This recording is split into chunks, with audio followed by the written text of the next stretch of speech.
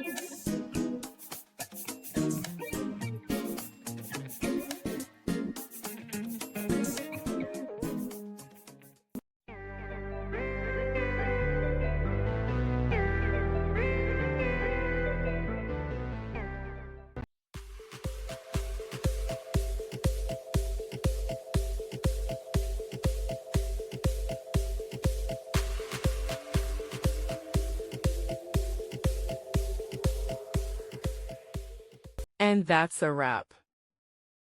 I hope you found the answer you were looking for. If you did, take a second to hit that subscribe button. It really helps out. And let me know in the comments which solution worked best for you. See you next time in the debug zone.